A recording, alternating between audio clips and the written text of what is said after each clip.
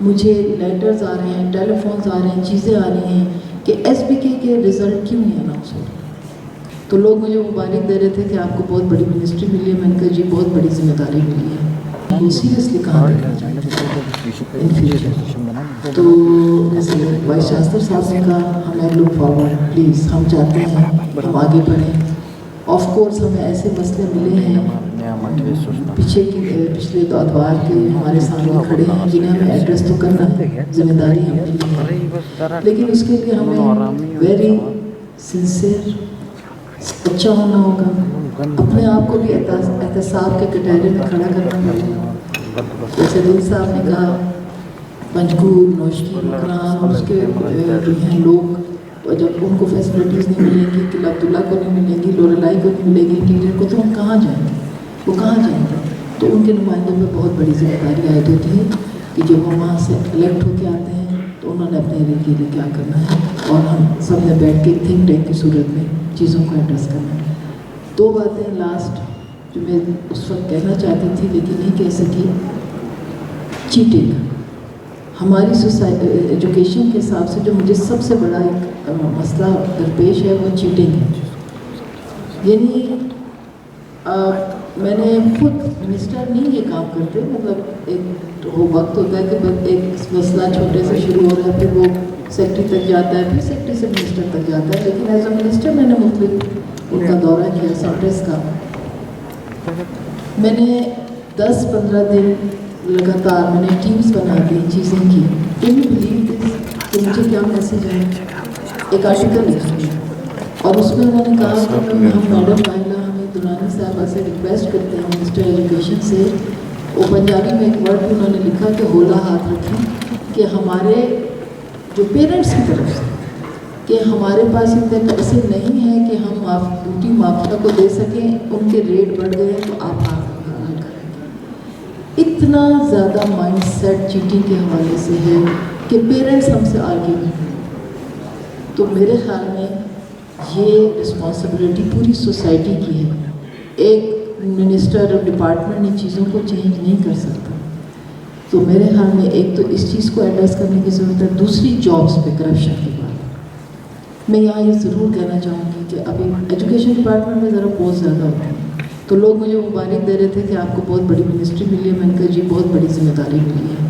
میں تو اس کو اس طرح دیکھ رہی تھی. انہوں نے کہا نہیں جی اس میں پوسٹیں بہت زیادہ ہیں. تو یہ سوچ اور یہ چیزوں کو ایڈریس کرنے کی ضرورت ہے. ان کے کویشچنس بہت زبردست ہیں، مطلب ایسے تھے کہ ہمیں بھی سوچ میں ڈال دیا. حالانکہ میں سمجھتی ہوں کہ میں بہت سوچ کی چیزیں کرتی ہوں، ان کے کویشچنس نے ہمیں بھی سوچ میں ڈال دیا. آج سب پورے بلوچستان میں مجھے لیٹرز آ رہے ہیں، ٹیلی فونز آ رہے ہیں، چیزیں آ رہی ہیں کہ ایس بی کے رزلٹ کیوں نہیں اناؤنس ہو رہے. حالانکہ انتہائی پہ فیصلہ ہے اور سارے بلوچستان کے لوگ بھی یہ بھی ساتھ ساتھ کہہ رہے ہیں کہ ہر پوسٹ بکی گئی ہے. تو میں تو ابھی چارج لیا ہے، میں حیران تھی کہ یہ سسٹم چل کیا رہا ہے. تو کتنی شرم کی بات ہے کہ اگر ہر بندہ یہ کہہ رہا ہے کہ پوسٹ بکی گئی ہیں تو کس نے پیسے دیے ہیں؟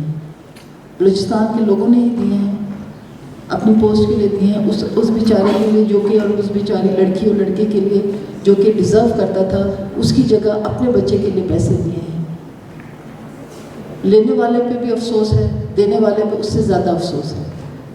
تو میں یہ میسیج دینا چاہتی ہوں کہ جو ڈیزرونگ ہیں ان کا حق تو ہم سب مل کے مار رہے ہیں. یہ ہم سے پہلے ہوا جو ہوا، 1.5 سال سے قصہ چل رہا ہے.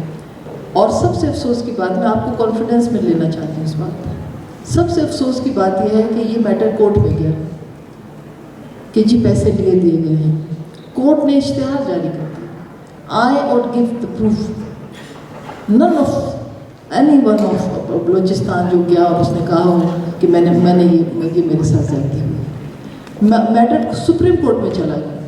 انہوں نے پھر ٹائم دیا، آئے اور بتائیں کہ کس نے پیسے دیے ہوتے ہیں. کوئی بھی نہیں آیا.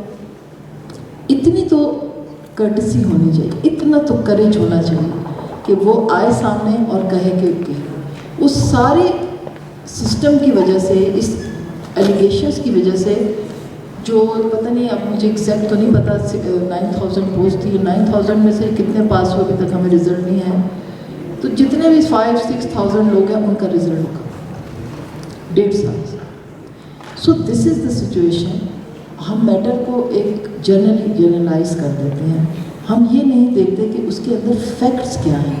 हमें सच्चा होना पड़ेगा, हमें अपने आप से भी सच बोलना है, हमें एक दूसरे से भी सच बोलना है। चीज़ें डायलॉग के अलावा कभी भी चीज़ें हल नहीं हो सकती, और जो हम जैसे लोग पोजीशंस पे बैठे हैं, हमें ये एडमिट करना पड़ेगा कि चीज़ें जहाँ से ख़राब हो रही हैं, हम अपने आप को भी कटह रहे हैं। Thank you very much.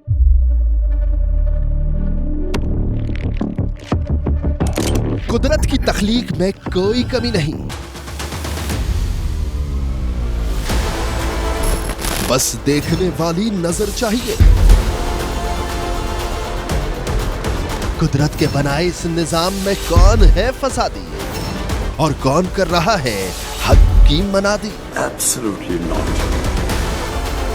कुदरत की सब पर नजर है, मजलूम की आह हो या जालिम पे परवाह, कुदरत की नजर से ओझल नहीं। कुदरत का ऐसा ही एक शाहकार है जो नजर भी रखता है और पल पल की खबर भी। बराह रास्त जलसे हो या रखनी हो पाकिस्तान समेत दुनिया भर की खबरों पर नजर, तो अभी सब्सक्राइब करें YouTube पर डेली कुदरत को, या फिर फॉलो करें सोशल मीडिया पर डेली कुदरत को, और रहें हर लम्हा बाखबर। कुदरत हर वक्त बर वक्त।